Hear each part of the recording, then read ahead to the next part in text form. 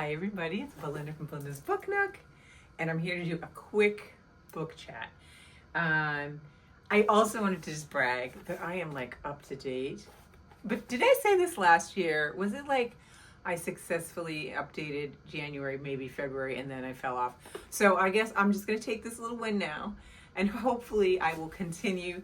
But I am so excited to say that I have all of my January reviews in here, and so I'm really excited about that. So I got February, I have them ready, but I haven't put the reviews in here. But I have one book chat review that I have on my blog, so you can check out what I wrote in writing about the book Let Us March On. And that one was a NetGalley review, the arc before it was released, but it is now released, so you can actually find it. Ideally, I want to have, this is what I want to have, is the review already written in here and a review on my blog. And then I want to talk to you guys about it. And then I can refer to my notes in here as opposed to on here, where I was kind of writing rough notes before I wrote my review. So anyhow, this book is called Let Us March On. I'm gonna go fast because I don't want to like take up a lot of time because I have some other videos that I want to make sure that you guys watch this month, and I don't want to take up too much time. So this one is Let Us March On, and it's by Shara. I think it's Shara Moon, and it's a historical fiction. You know, I love historical fictions. And I just came off reading another, what was the name of the other one I read last month, which I really, really, really enjoyed. That one was The Unexpected Diva by Tiffany L. Warren, and that was a 5-star read for me, and I thought it was just really good. So this one follows Lizzie McDuffie, who is a domestic worker, and she... her husband becomes a valet for FDR, and it's before he becomes president, he is. And so he's working with him, and then when he gets elected into the White House, he brings her husband along with him. Lizzie ends up getting a job as a maid slash, you know, she's coordinating, doing a lot of different things for the House and for Mrs. Roosevelt. And in the book, it shows how she kind of worked her way into the ear of FDR, and then kind of unofficially, but then it became kind of officially the Secretary of People of Color, or I think I can't remember how she refers it to it in the book. But she just gets his ear and talks to him about the issues of the day and what things that she would like him to address while he's president, and to make him aware of things and what is pressing.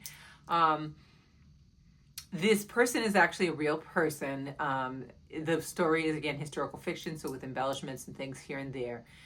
Some of the things that I really liked about the story was that she used the vehicle of the mail to help bring about and to move the story along in terms of a timeline, in terms of different things that are going on and the concerns, particularly of the Black community in that time period. And I thought that was a really cool way to do it. And I think she did a good job of that. She also gave you, one of the things that I always say on this channel is that, Black people, just like white people, aren't a monolith, that we all have different opinions, different thoughts, different experiences, different ways of seeing things. And so she did give you an alternative view with Lizzie, because Lizzie and her husband were in the confines, or in the protection, if you will, of the White House. So they weren't experiencing, prior to being in the White House, they did experience firsthand more of the racial unjust. But as they were in these jobs, they primarily were in the White House and with, security and things like that. So they didn't have always the firsthand knowledge. And they were there for 4 terms, which I did not know that. And then after that, that's when the law became that we were going to have a president who was not going to stay in there for more than 2 terms.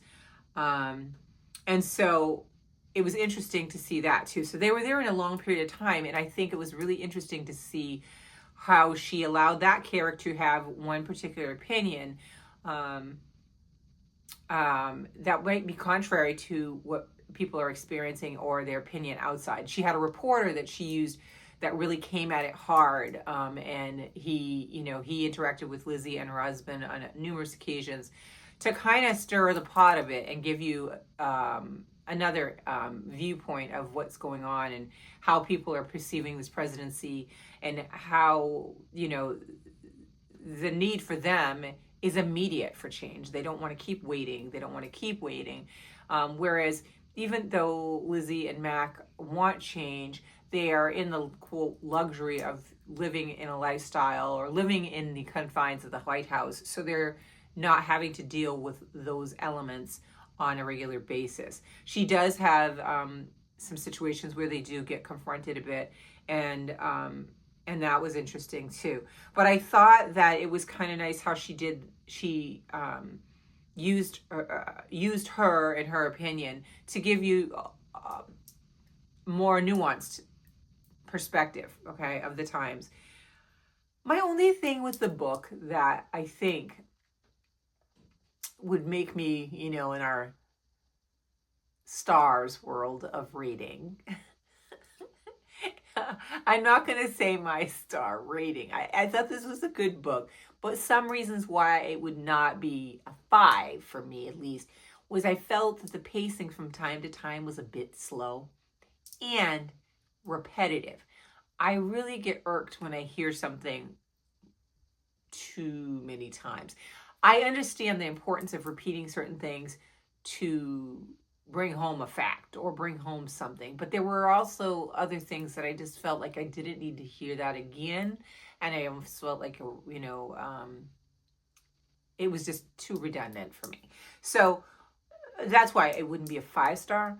Would I still recommend the story? I think it's absolutely, because I think she also raised, I think there were like 3 different things that I didn't really know about. And then now I'm on the hunt to go research.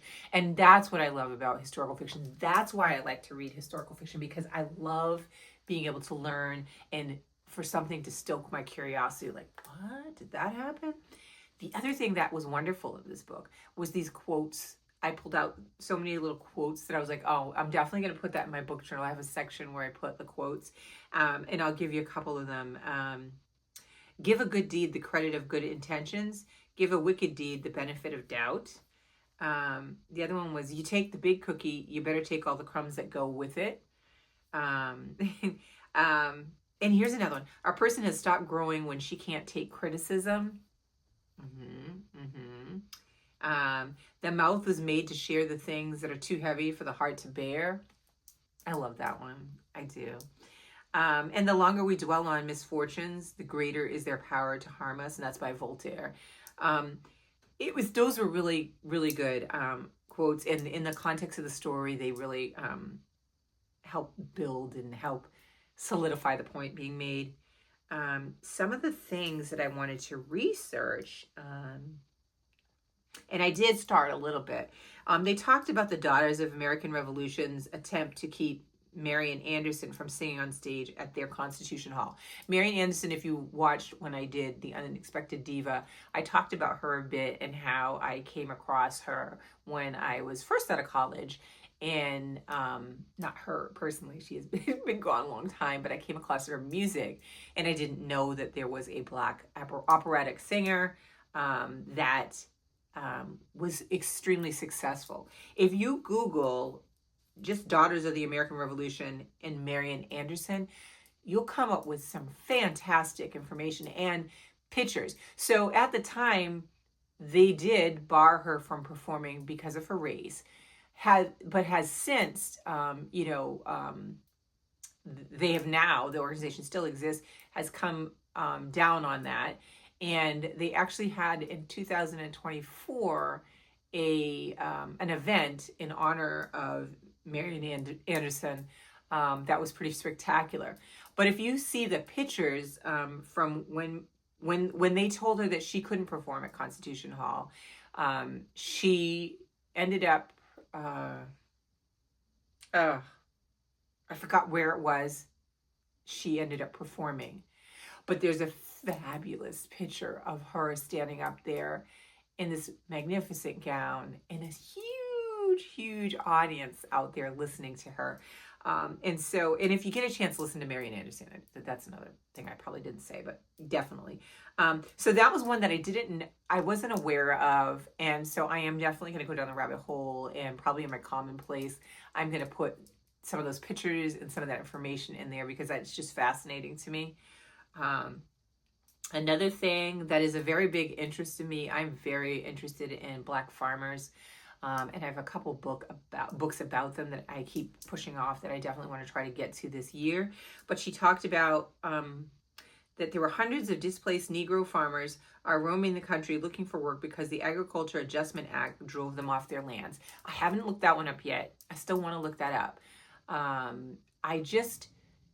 love that about historical fiction. And I think it's instead of how dry history books can be, historical fiction can, pique in your interest and help you learn things while you're still experiencing a good story. And see, like, what else did I say in here? I think that's it. I didn't want to take up a lot of time. I just want to say it's a good book. I think it's a good book because she was a person that existed, and I never heard about her either. I do have another book. What's the name of the other one I have? I have another one of her. Oh, God. I can't think of the name of it. I have it in my Kindle, and it's... and I don't have my Kindle. This is the iPad. I don't have it on here. I have my husband's Kindle stuff on this, but it's another book about, and I know you all know what book it is. It's about Mrs. Roosevelt and Mary Methuen McLeod. I can't think of the name of it. My brain is like really, that reminds me of this. Like I want to read that because that's kind of going to go back into that time period.